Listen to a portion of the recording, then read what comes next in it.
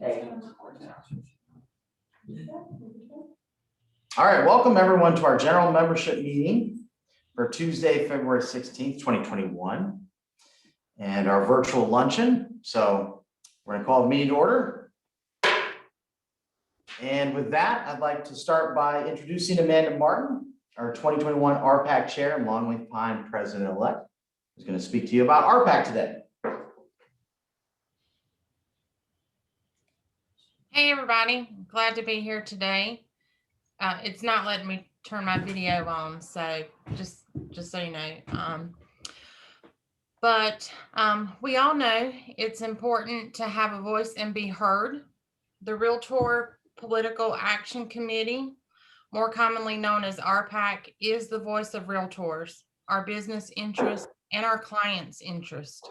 It is a nonpartisan PAC, and supporting RPAC with an investment is important because we know if you don't have a seat at the table, you are likely to be on the menu. Here are a few ways RPAC has had your back.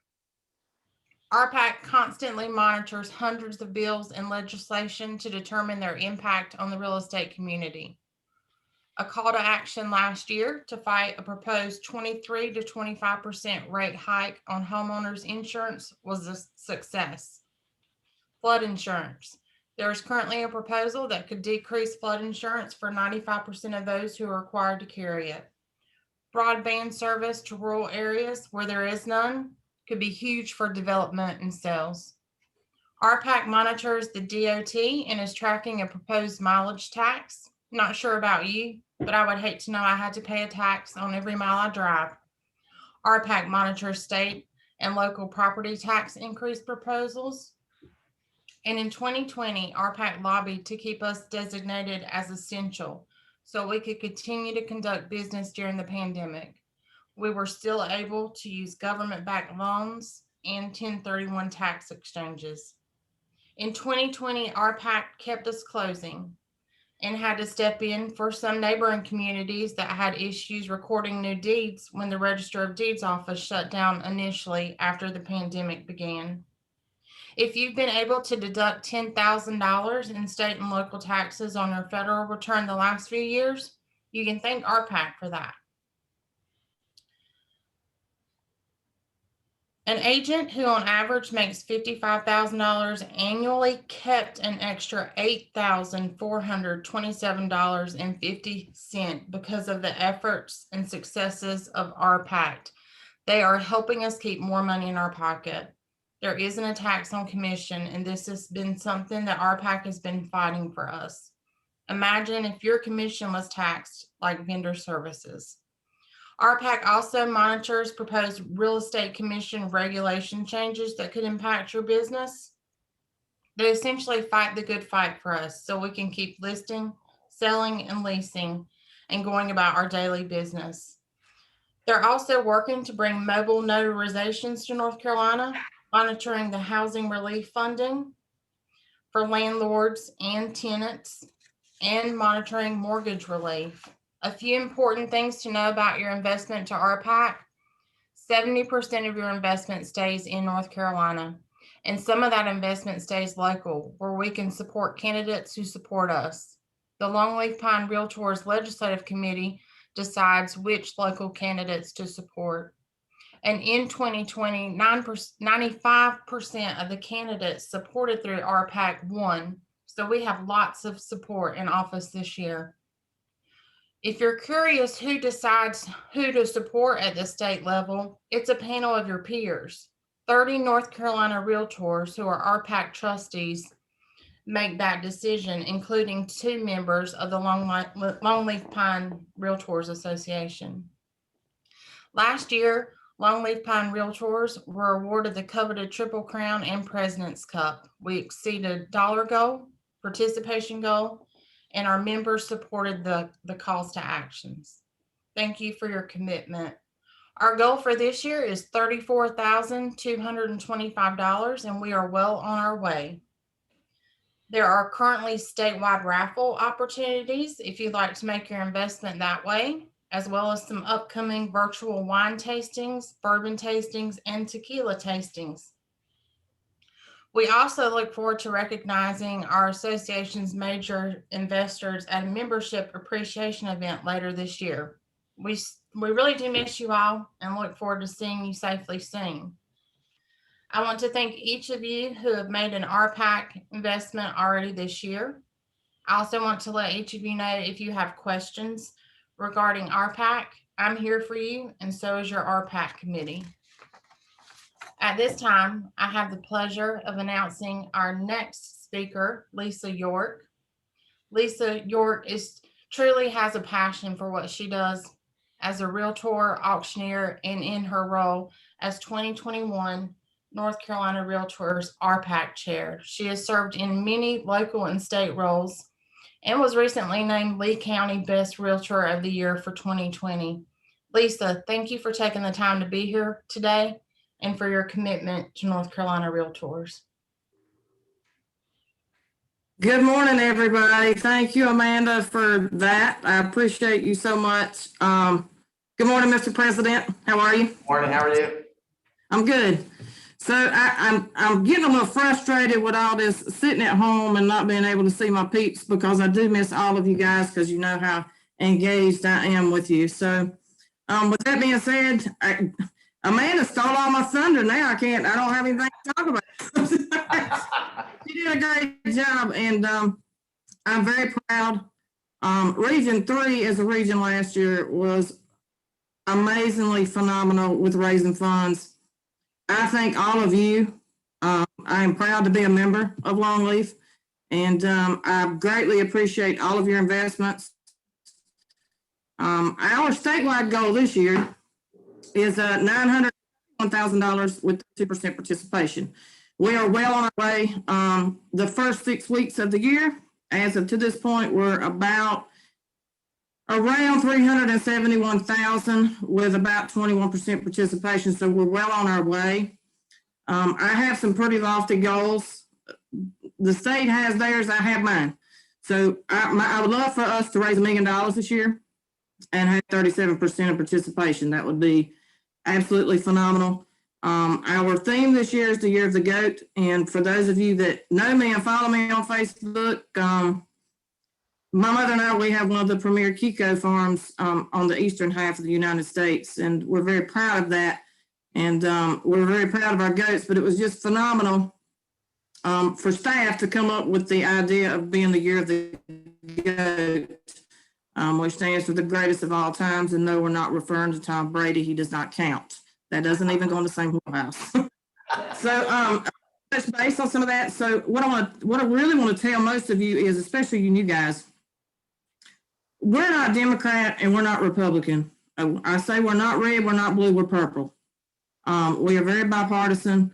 Our investments not only help NAR fund federal candidates, they also help North Carolina Realtors fund state and local candidates. In fact, most of the funds raised by North Carolina Realtors PAC stay right here within the state.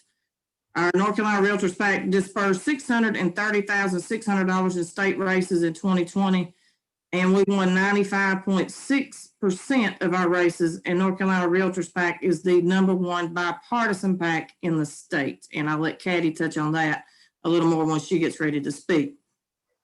Our Realtor PAC funds raised in 2021 will help support future funding and advocacy efforts in North Carolina.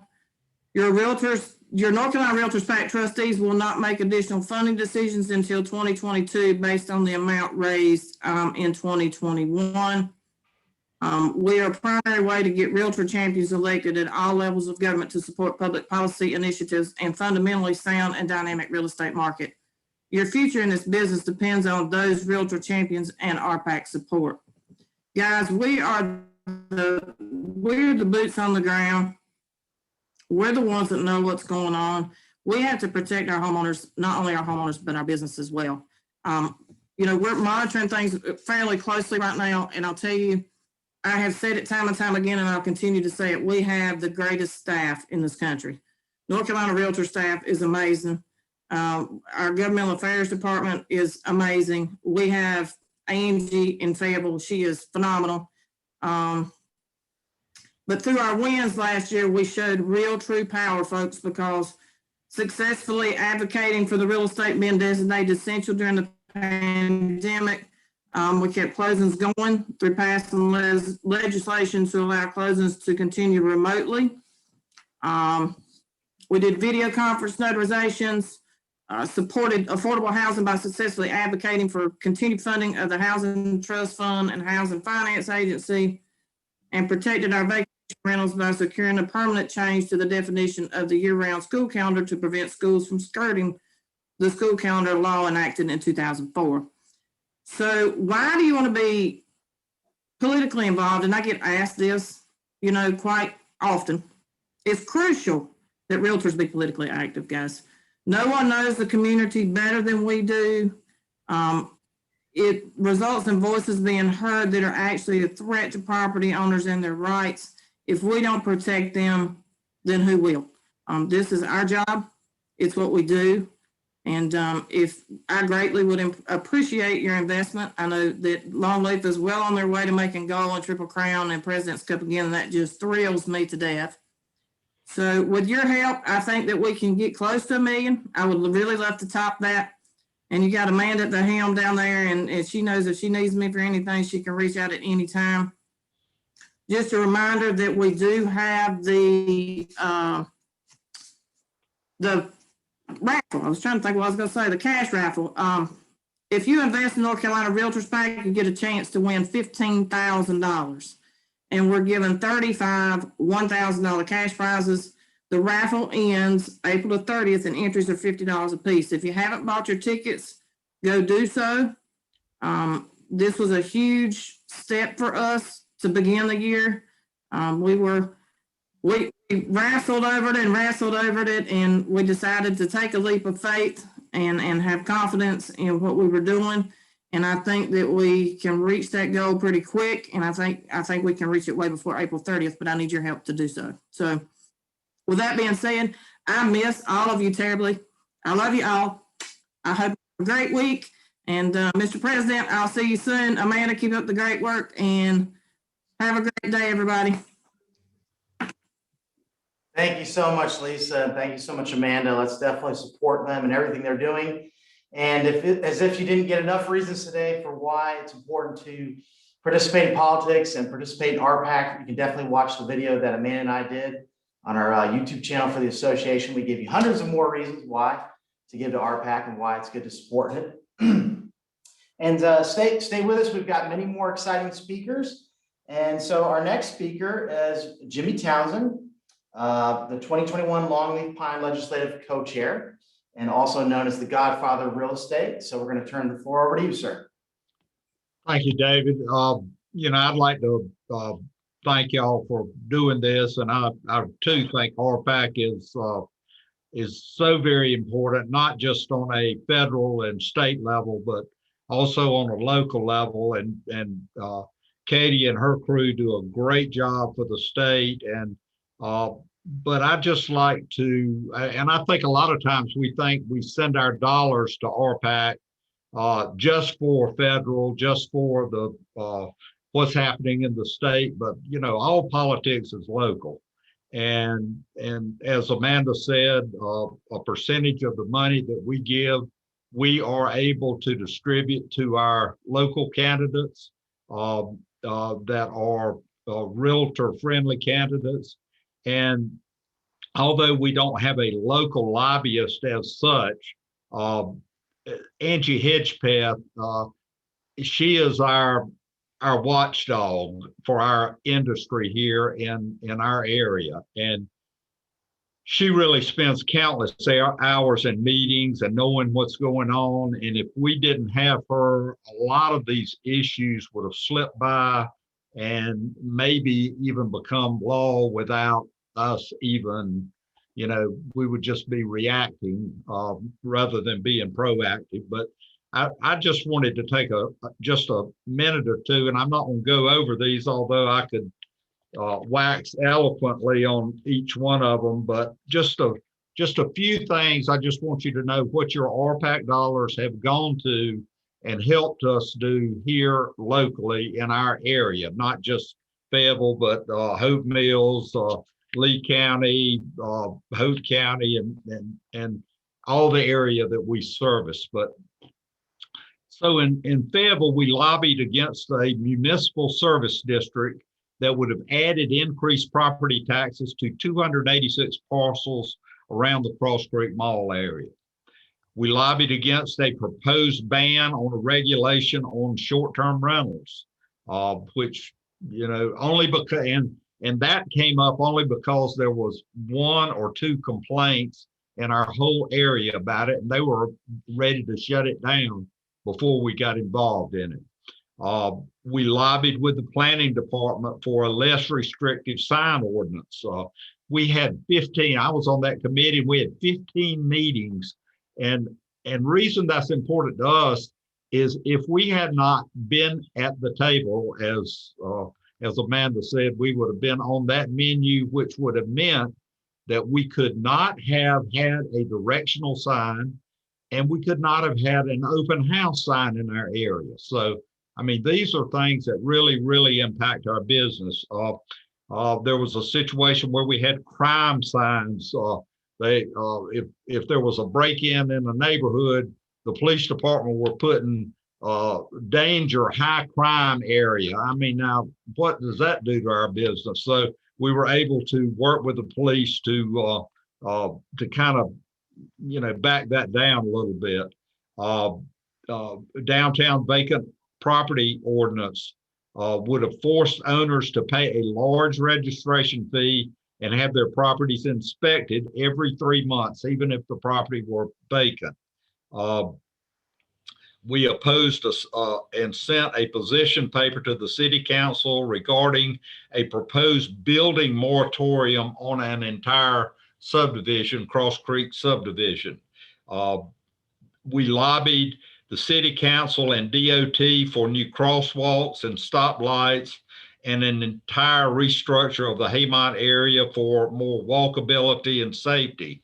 In Cumberland County, on the county level, we proposal for a county planning department to end zero lot line development. Now that is huge, guys, because if that passes, we can pretty much kiss construction in Cumberland County goodbye. So, I mean, that is something that, and again, it hasn't been heavily publicized. You probably haven't seen about it in the paper, but fortunately, Angie and the group we've been on top of it. There was another thing where the county was trying to do an airport overlay district, which would have severely restricted what the property owners could do with their property and their land. So that was, we were able to shoot that down. And again, this is sometimes in the past, but with the state's help, we have been able to defeat a proposed land transfer tax, which that was some years ago, but it still was a major victory in North Carolina. In Hope County, we have lobbied the Hope County commissioners and Register of Deeds to obtain e-recording.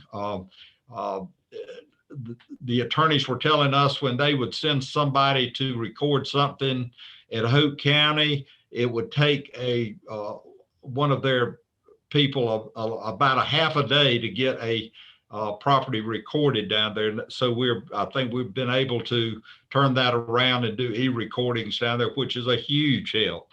In Lee County, we promoted and helped pass a bond referendum for the multi-use sports park.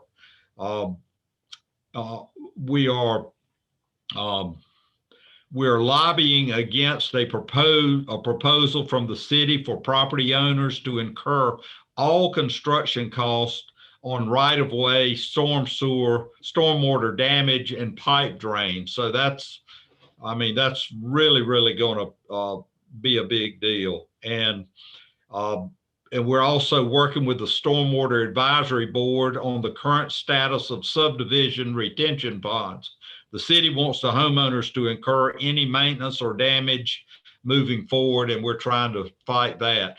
And again, guys, each one of these we could talk an hour about because of all the work that's gone in, but I just want you to know it is imperative that we have the money and the influence to fight these things, because I mean, something can come up overnight and we're not aware. If we're not aware of it, it could tremendously impact our business. And I'd just like to say one thing, just because you've paid your RPAC, I don't even know what it is for dues billing, but guys, I mean, think about what your business is worth to you. And I would just ask you to kind of look at your business, and as your heart leads you, give as much money as you possibly can to RPAC, because if we're going to keep a free business and be able to, I mean, Katie will probably scare us to death with the things that are going on in the state level, but I just want you to know it's not just the state. It helps all of us. So please, I mean, and not everybody's on this call or this meeting, I understand, but go back and tell your companies. I mean, we have got to have the money to fight these things that are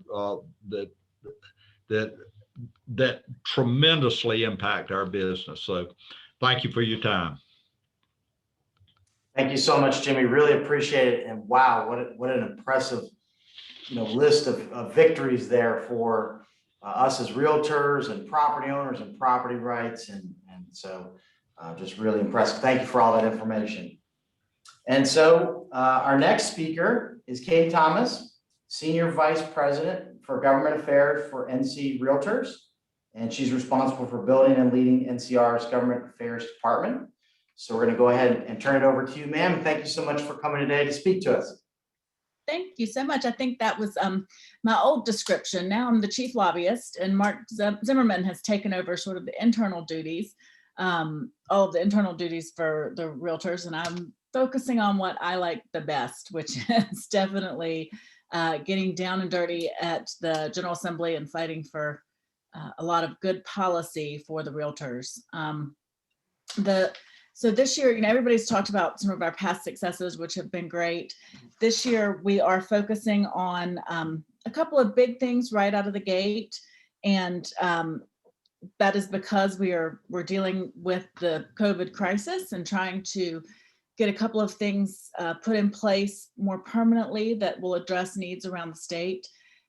First and foremost being getting housing assistance properly distributed to those who are in need for rents that are in arrears, and helping our tenants maintain their housing, but also keeping our landlords whole so that they don't have the negative effects of not receiving their due rents while having to maintain the property, the insurance, the taxes, keeping it up to housing standards, things of that nature. And we also know that a lot of our property managers are managing properties for landlords who have very small number of units. It's their retirement income. It's a small supplement to their other income. And so they can't afford to go without rents for as long as we've seen it as well. As you know, we are in a rental moratorium, an eviction moratorium through the end of March. So the federal government appropriated a little under $550 million to the state of North Carolina to be used for rental assistance. So we are working with the General Assembly to put parameters around the use of those funds to ensure that not only are tenants made whole, but so are landlords. So we're trying to protect everyone in this space so that we do continue to have a thriving rental market. Because I think what a lot of our property managers will tell you is there's not enough inventory in rentals in some places right now. And this moratorium and people not getting paid has really caused a lot of landlords to consider taking properties off the market. So we are working very diligently with the General Assembly, both House and Senate leadership in appropriations, to get strong parameters put around the use of the money so that when whichever North Carolina agency distributes those funds, they're doing so in a way that is fair and equitable to all. And the other thing, last year during COVID, because people weren't able to go out and about and go actually sit down with notaries and lawyers to do closings, we were able to enact the emergency video notarization provisions. So that provision is coming to an end March 1. We're working to get that provision extended just one more time until we can get a permanent solution in place. And that permanent solution is the remote online notarization, which would allow for the closing, including the notarization, to be completely online, and for real estate transactions, as well as anything else that needs to be notarized. There's lots of other reasons people use notaries. So this would be a way to complete that process online, and we're working very hard. I know down in your area, you have a lot of sellers and potential buyers who might not be in state when they need to sign documents. So we're working very hard to allow for North Carolina notaries to notarize those transactions as well for people who might not be located in North Carolina, to make the process just a little smoother and easier for everyone.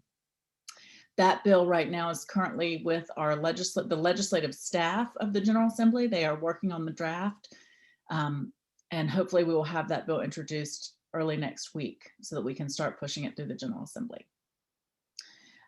There are other things that we are working on as well. One that I know is near and dear to y'all's heart, that is continuing to deal with the orphan roads and the subdivision roads issues that we see around the state. So we're looking for avenues of ways to fix situations, not create new situations, new orphan road situations, trying to come up with some incentives for DOT to take over some of these roads in a more timely fashion.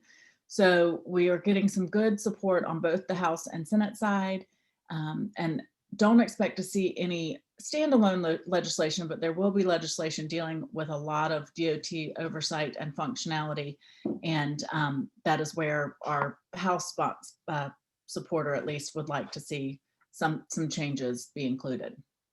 Also, we are working with the home builders and Senator Edwards on, he is from the western part of the state, on some legislation with affordable housing and zoning changes to create more affordable housing and more housing in general in the state of North Carolina. So we're excited. That's going to be probably have about 12 different provisions in it, mostly dealing with zoning changes that we think will help speed up and encourage more building throughout North Carolina. I should take a step back and say that on the housing assistance, the rental housing assistance, Representative Zoka has been our champion on this since last year, and he is continuing to work with us and is very committed to this. He's been a great advocate on that. So I don't want to forget to give him some very big thanks, because he's working very hard on this issue. And then outside of the General Assembly building, we are working on the Real Estate Commission has rules up right now that they have proposed. And so tomorrow we will speak at the public hearing, opposing some and supporting some, but our work is not just limited to the four walls or 8 walls of the 2 buildings at the General Assembly. We work with a lot of the state agencies to ensure that the industry's needs are being met and not hampered. So tomorrow we will give public comment there. And then we're also continuing to work with the Department of Insurance, trying to encourage the insurance industry to start offering private flood insurance now that the department has approved the schedule put out by the Rate Bureau and the insurance companies as to what they would like to see. We think that this would be a great way for people to get affordable flood insurance. The study that we commissioned on this proposal said that 95% of the population of North Carolina who buys flood insurance would get flood insurance at a much lower cost. So we're excited about it, but being in a pandemic, insurance companies have been hesitant to actually put a new product into the marketplace. So we're hoping to start showing that there is a demand for this product in the marketplace. Other than that, I do want to take a minute just to introduce Pam Melton. She is the Director of Political and External Communications for the Realtors. Some of you remember Seth Palmer, who left us back in October, and Pam joined us. And so we're excited to have her on board and wanted to take the opportunity just for her to say hello because we're not having in-person meetings. And so you're not getting to meet some of the staff changes, but Pam is also a resource and a great resource for the government affairs division in the, North Carolina Realtors. And so I wanted to make sure y'all got a chance to say hello to her. So Pam, if you want to say anything. Hi, good morning, everyone, and I appreciate the opportunity of being here today, and just to sort of expand a little bit on what Katie said. Just some of the things I'm responsible for is just writing and implementing things like our call for actions, our CFAs, and our legislative handout materials, and the articles that we post on our NCR's internal website, and also, you know, assist Katie with tracking regulatory issues, and assist Katie and the lobbying team and many of their other efforts. And as Katie said, you know, I hate that haven't had the opportunity to meet everyone in person, but do look forward to the day when I will be able to meet you all. And again, I just appreciate the invite today and look forward to seeing everyone soon. So with that, I'm happy to take any questions or turn it back over to you, David.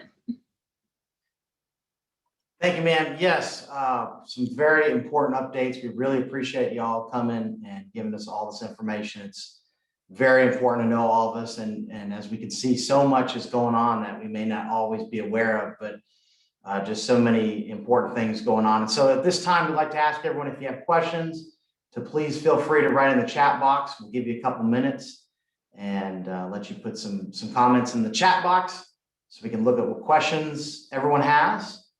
And our guest speakers will be happy to answer all of that for you. So go ahead and write your questions and comments in the chat box.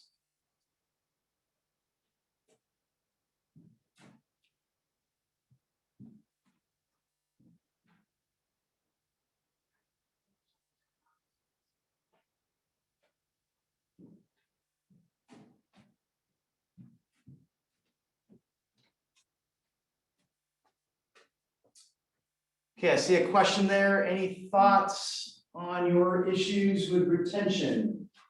Yeah, so this I actually was speaking with a legislator this morning about this issue. What we've seen with a lot of subdivisions, like we have seen with the roads, we're starting to see issues with retention ponds that have not been turned over to an appropriate organization to maintain and are starting to fall into disrepair.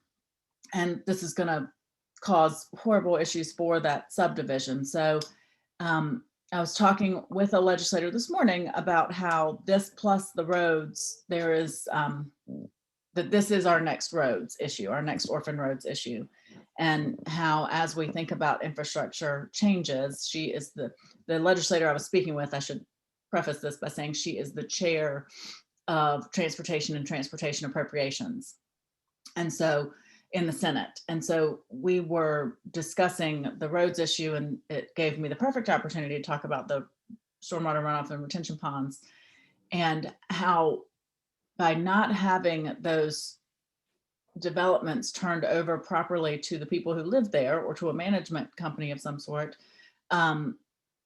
we are going to see this as our next issue. And so as part of any larger infrastructure changes or developments that we want to make, we can't forget about dealing with some of these resources as well, and changing how they get turned over might be how, when, why may have to be part of the conversation.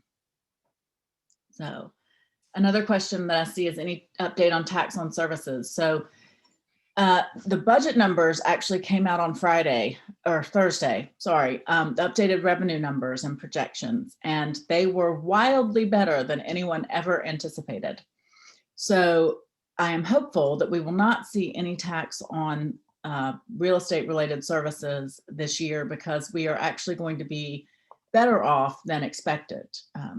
The General Assembly will have an additional 400 million than expected in revenue each of the next 2 years. And that is without having to dip into any rainy day funds. So we are looking much better on the budget front. did hear some rumblings that maybe appraisal services would be taxed, but I have confirmed with the House Senior Finance Chair that there are 0 discussions about that, and that is not on the table. So that no taxes on real estate services were being discussed at all. So I think we dodged a bullet with the great revenue numbers on Thursday, but it is something we continue to watch as they try to continue to expand the base of what is taxed and not taxed in North Carolina. Thank you so much. Do we have any other questions? Anything else in the chat box? Is there any focus on homeowner associations? So this gets back to kind of what I was talking about with the retention ponds and the roads, and how we don't get into situations where we have these no maintenance agreements on either.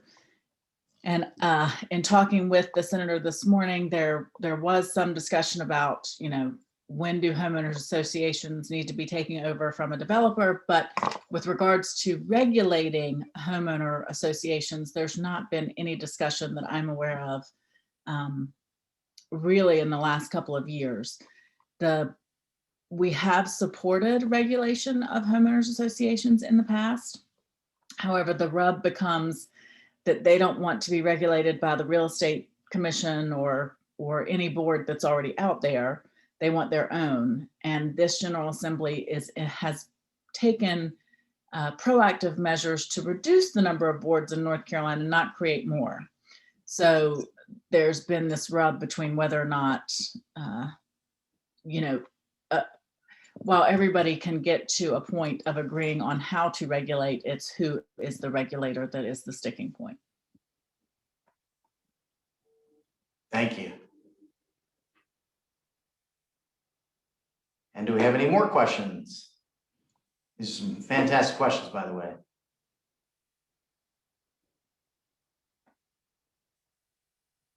Don't be shy. Do any of our guest speakers have anything else they'd like to add? Parting comments? Yeah, just thank you for having us today. It's always a pleasure to come and speak to you and let you know what's going on in Raleigh. Yes, thank you so much to all our speakers for coming today. We really appreciate you sharing your wealth of knowledge and experience and educating us and staying informed with our industry. And we really appreciate everyone coming today.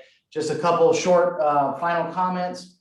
I think everyone saw the email from Zan Monroe, our CEO, on trying to do our merger with Mid-Carolina MLS. And so we just want to stay positive about that and keep the door open for trying to do it again in the future. We will definitely try again. And I appreciate everybody coming to the meeting today. Look forward to seeing you in person in the real world sometime soon versus all these virtual Zoom meetings. But until then, stay safe and stay healthy. And we look forward to seeing you all soon in the real world. So this meeting is adjourned. Thank you for coming. Have a great day.